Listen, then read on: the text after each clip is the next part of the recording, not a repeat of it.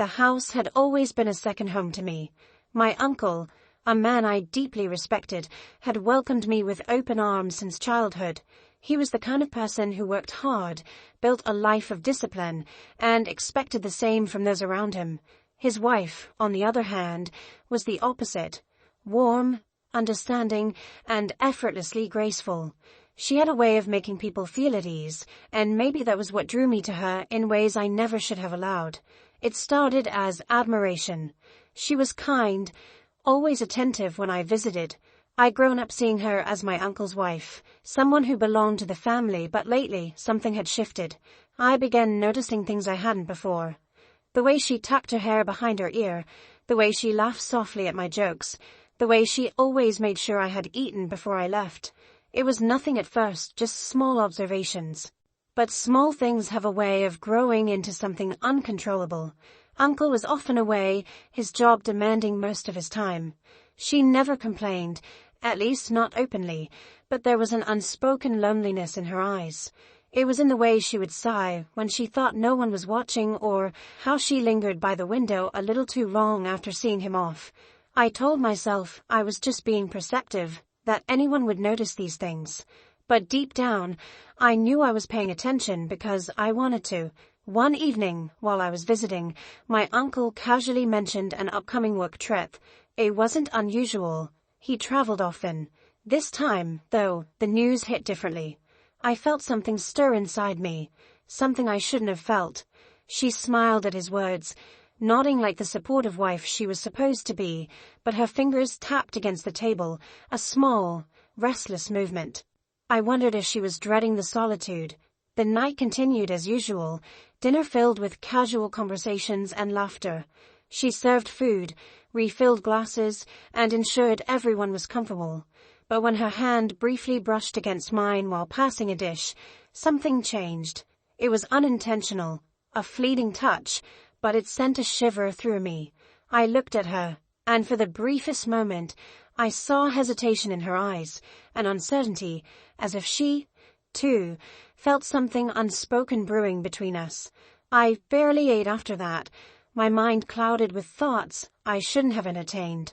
I focused on my uncle, listening to his stories, nodding at the right moments, but I wasn't really there.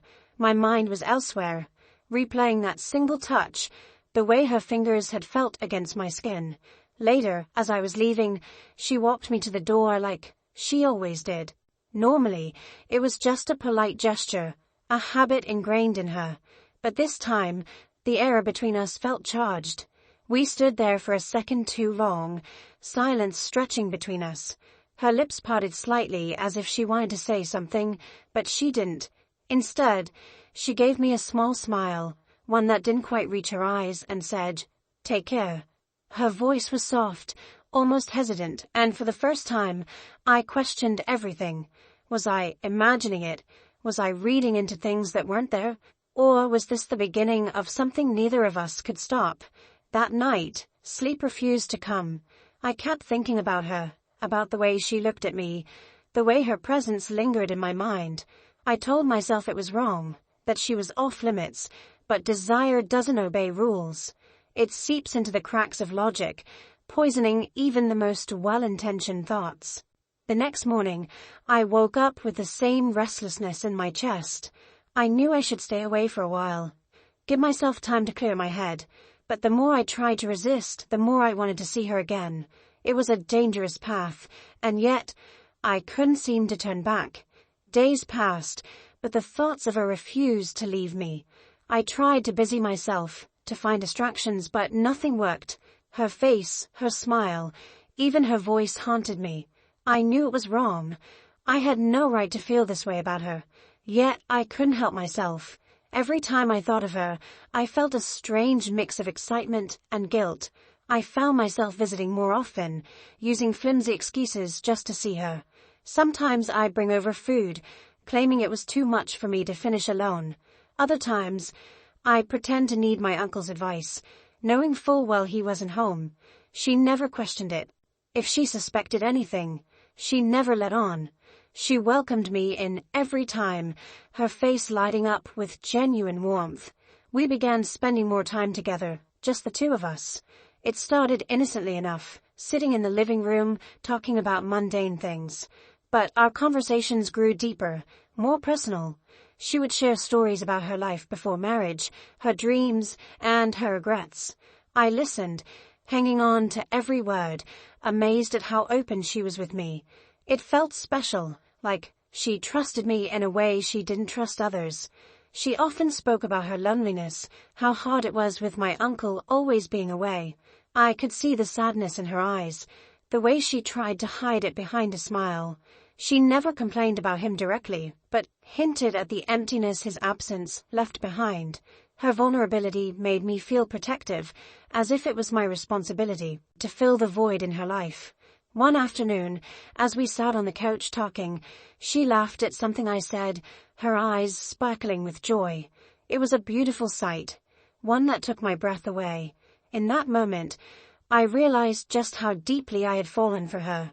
It was no longer admiration or curiosity. It was love, real and overwhelming. I looked away, trying to hide my emotions, but I could feel her gaze lingering on me. From that day on, everything changed. Our interactions became charged with an unspoken tension. There was a new awareness between us, an acknowledgement of something more than friendship. She began to confide in me even more, her voice softer, more intimate. We shared secrets, laughed at inside jokes, and found comfort in each other's company.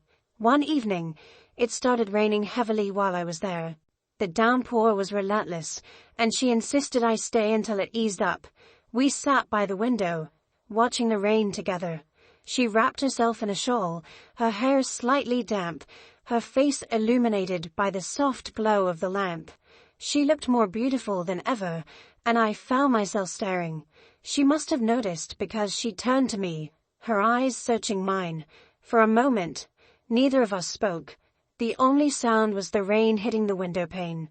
I wanted to tell her how I felt, to confess everything that had been tearing me apart inside. But I couldn't. I was terrified of ruining everything, of crossing a line that couldn't be uncrossed. Then she did something unexpected. She reached out and placed her hand on mine, her touch warm and gentle.